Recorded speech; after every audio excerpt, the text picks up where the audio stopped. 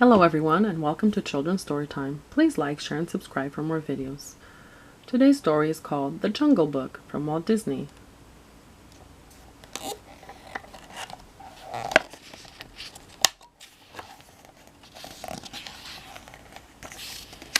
Many strange legends are told of the jungles of far-off India.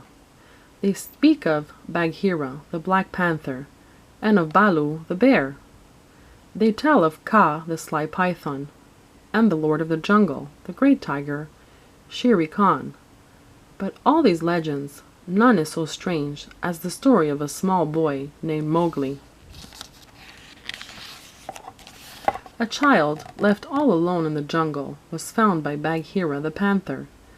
Bagheera could not give the small helpless man-cub care and nourishment, so he took the boy to the den of a wolf family, with young cubs of their own.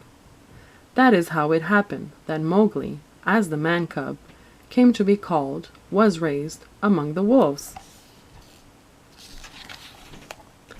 Mowgli had lived with the wolves for 10 years, when the wolf pack called a meeting at Council Rock. "As you know," said Akela, the leader of the pack, "Shere Khan the tiger has returned. If he learns that our pack is harboring a man-cub, danger will be doubled for all our families. The man-cub can no longer stay with the pack." Out of the shadows stepped Bagheera the panther. "Perhaps I can be of help," said Bagheera. "I know of a man village where he'll be safe."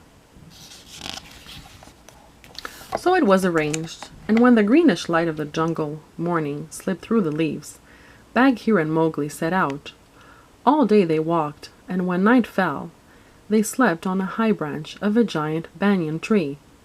All this seemed like an adventure to Mowgli, but when he learned that he was to leave the jungle, he was horrified.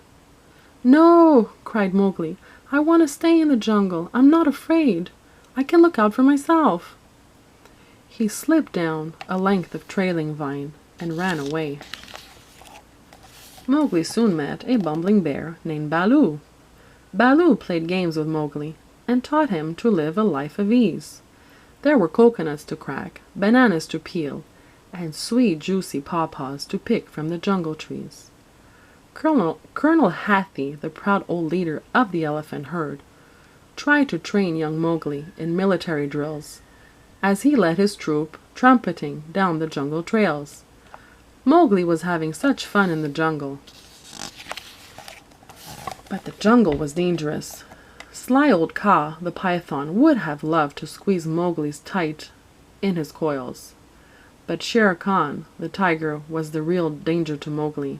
That was because Shere Khan, like all tigers, had a hatred of man. There were other dangers too. One day Baloo and Mowgli were enjoying a dip in a jungle river. Suddenly, down swooped the monkey folk. They snatched Mowgli from the water before Baloo knew what was happening. They tossed him through the air from hand to hand and swung away with him through the trees. Off in the jungle, Bagheera heard Mowgli's cry and came with a leap and a bound. "The monkeys have carried him off," gasped Baloo. Bagheera and Baloo raced to the ruined city where the monkeys made their home. They found Mowgli a prisoner of the Monkey King. "Teach me the secret of man's red fire," the Monkey King ordered Mowgli, "so I can be like you." It took quite a fight for Bagheera and Baloo to rescue Mowgli. "Look, Mowgli," said Baloo, I gotta take you to the man village." But alas, the boy would not listen. He kicked up his heels and ran away again. This time his wanderings led him to the high grass, where Shere Khan lay waiting, smiling a hungry smile. When Mowgli caught sight of the tiger, Shere Khan asked, "Well, man-cub, aren't you going to run?" But Mowgli did not have the wisdom to be afraid. "Why should I run?" he asked, staring at Shere Khan, as the tiger gathered himself to pounce. "You don't scare me." "That foolish boy," growled Bagheera, who had crept close just in time to hear Mowgli. Both Bagheera and Baloo flung themselves upon the Lord of the Jungle to save Mowgli once more. They were brave and strong, but the tiger was mighty of tooth and claw. There was a flash of lightning, and a dead tree nearby caught fire. Mowgli snatched a burning branch and tied it to Shere Khan's tail. The tiger, terrified, ran away. Mowgli was very pleased with himself as he strutted between the two wary warriors, Bagheera and Baloo. A little later, Mowgli reached the man village. From ahead came a sound he did not know. He peeked through a bush. It was the song of a village girl who had come to fill her water jug.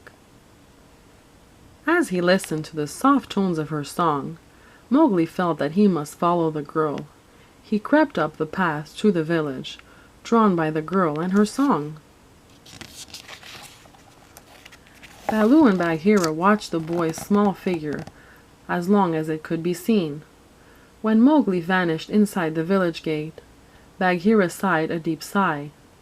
"It was bound to happen," he said. "Mowgli is where he belongs now."